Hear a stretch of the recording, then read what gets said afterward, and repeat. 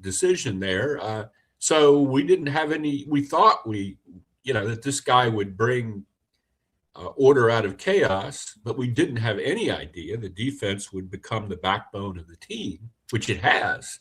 And now the idea of him retiring is a huge deal. And like I said, the timing at this point in February, no, that's not going to work.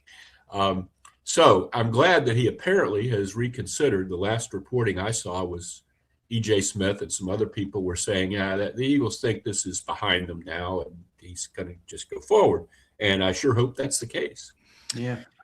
Yeah. And to your point about, I'm in the mentality of, look, even if it comes out of left field at an inopportune time, I agree with the Eagles. I'm lobbying to get this guy back at all times because I don't care what the timing is, Les. The replacement isn't going to be as good. You mentioned some of those. How many people have run Vic's scheme over the years around the league? The Xerox copy is never as good as the original, period. So, you live with the shelf life. You take the shelf life you have with Vic Fangio. That's where I am. And I'm like, all right, if I'll deal with the consequences once he decides to go. And you'll probably take a step back and you have to recover in a different way. But I got to take advantage of this shelf life. That's how I kind of see it with Vic Fangio. Absolutely.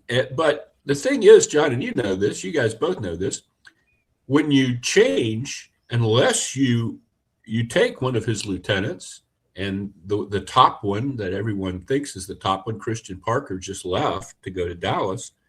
Unless you take one of his lieutenants, you're going to be installing a new scheme with new priorities. Yeah. And that's a huge deal because they really have retooled in the image of Vic Fangio over the last few seasons, right, with all of the emphasis on linebacking, which has historically not been an emphasis here in 20 years. They've signed Zach Bond to a big deal. They drafted Jihad Campbell in the first round. They don't have, for instance, people were talking about bringing back Jim Schwartz. Jim Schwartz would not like this edge rush. That's what I mean. If we look at the two contingencies, are they in?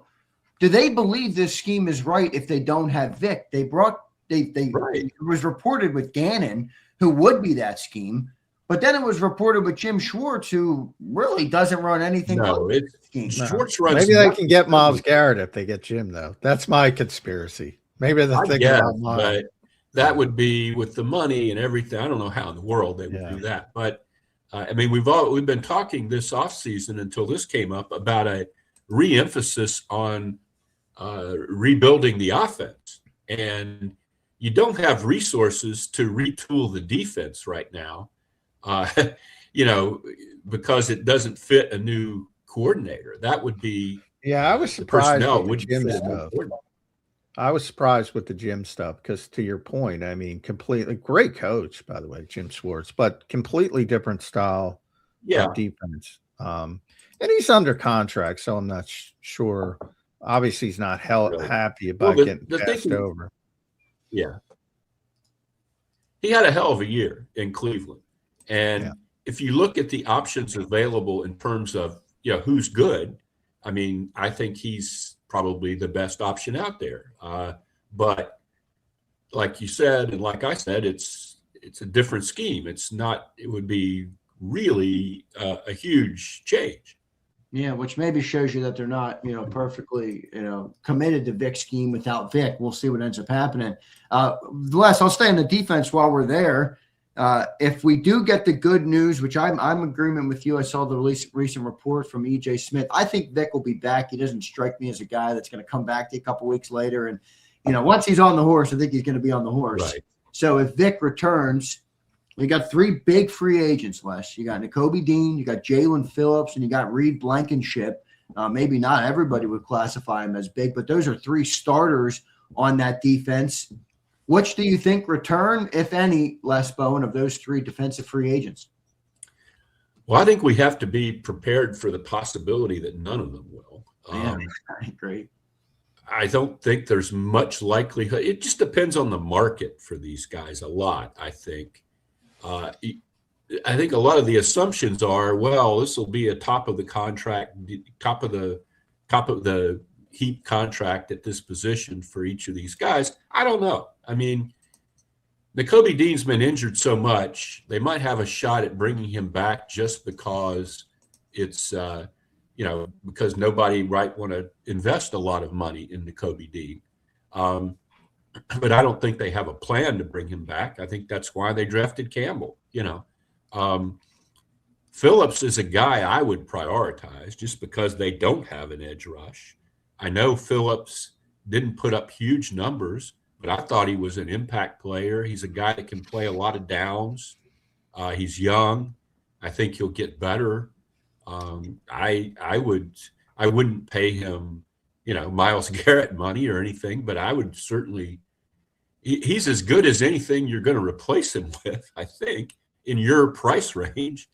I would look at that hardest.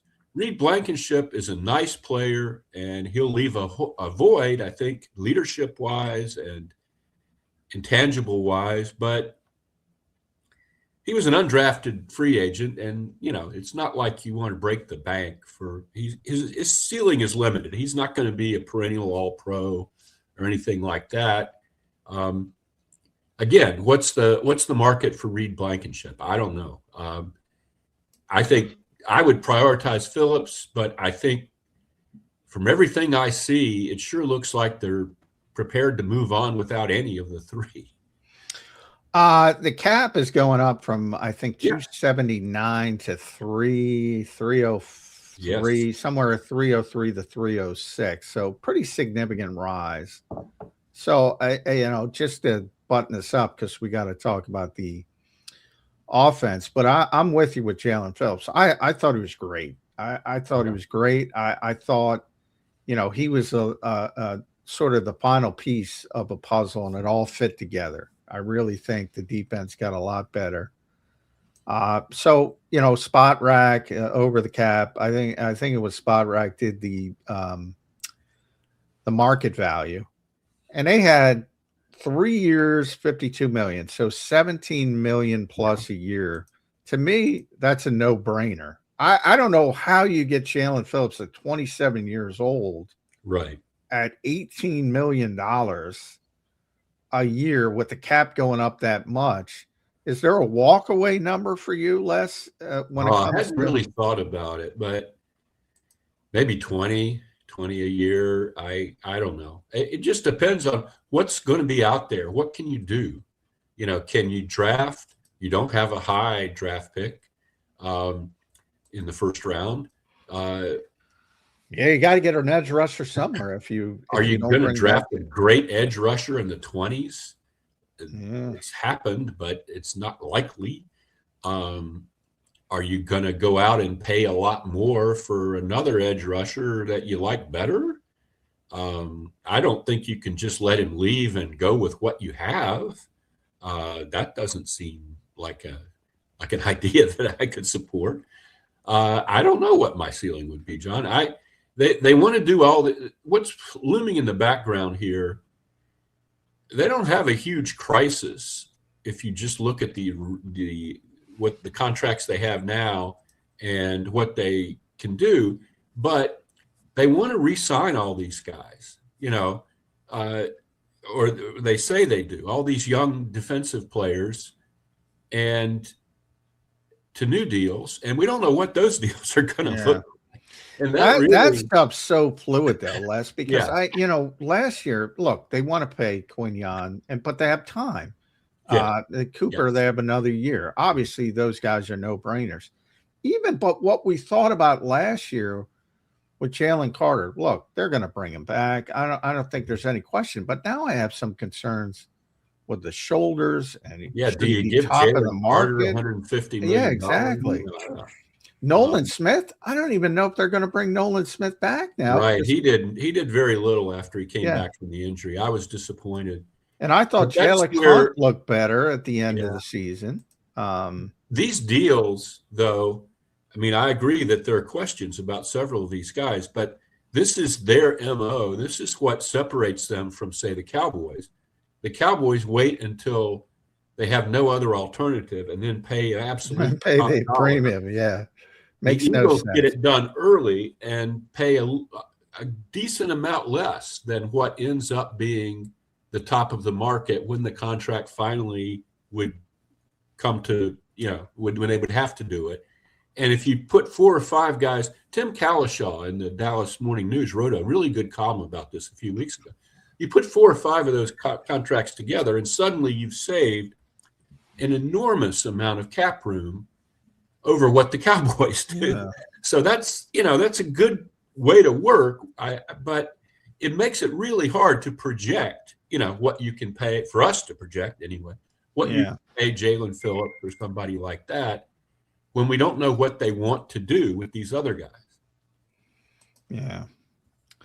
Well, it's going to be interesting to see what they do there. Let's shift over to the offense. All right, you got Sean Mannion.